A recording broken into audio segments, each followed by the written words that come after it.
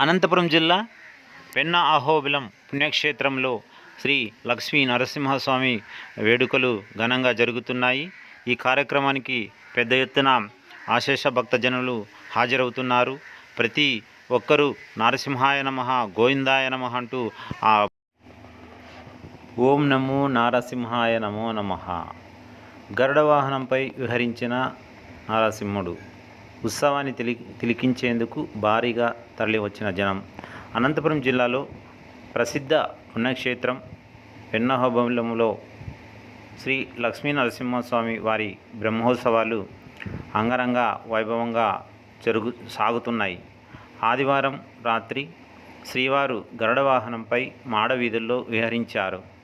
ఆశేష భక్త జన సందోహం నడుమ శ్రీదేవి భూదేవి సమేత శ్రీవారి ఉత్సవ విగ్రహాలను గరుడ వాహనంపై ఉంచి ఘనంగా ఊరేగింపు నిర్వహించారు. గరుడ సేవ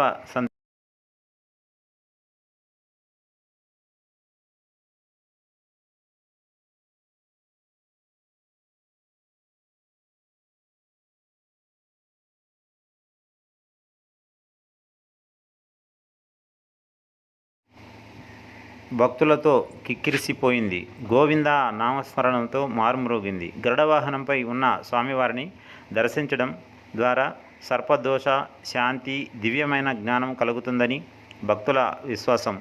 సమస్త వాహనాలలో సర్వశ్రేష్ఠుడైన గరుడ వాహనంపై ఉన్న స్వామివారిని దర్శిస్తే స్వర్గం ప్రాప్తించి ఇహపరమైన ఇతి బాధల నుంచి ఉపశమనం కలిగిస్తుందని, కాబట్టి బ్రహ్మోత్సవాలలో గరుడ సేవ విశిష్టతను సంతరించుకుంది. ఈ కార్యక్రమంలో పెద్ద ఎత్తున భక్తాదులు, ఆలయ అర్చకులు తదితరులు పాల్గొన్నారు. అదేవిధంగా కమనీయం నారసింహుడు కళ్యాణోత్సవం పెన్నోబిలంలో వెలిసిన లక్ష్మీ నరసింహస్వామి బ్రహ్మోత్సవాల వైభవంగా జరుగుతున్నాయి. రాత్రి స్వామివారి కళ్యాణోత్సవం కమనీయంగా జరిగింది. వేకువజామునే స్వామి మూలమూర్తులను ప్రత్యేకంగా అభిషేకించి అనంతరం ప్రత్యేక పూలతో అలంకరించారు.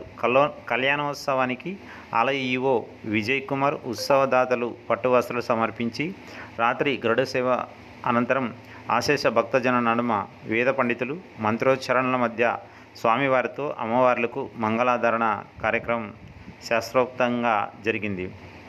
ఈ సందర్భంగా హాజరైన భక్తులు చేసిన గోవిందనామ స్మరణంతో పెన్నోబిలం మారుమ్రోగింది.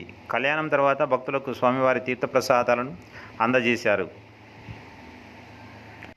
అదేవిధంగా 28వ తేదీ మంగళవారం సాయంత్రం 4:30 గంటలకు శ్రీవారి బ్రహ్మోత్సవం జరుగుతుంది. అంగరంగ వైభవంగా జరుగుతుంది. అందరూ హాజరై స్వామివారి కృపకు హాజరు కావాలని ఆలయ ఈవో విజయ్ కుమార్ తెలియజేశారు. ప్రతి ఒక్కరూ రథోత్సవంలో పాల్గొని స్వామివారి కృపకు పాత్రలు కావాలని ఆయన సూచించారు.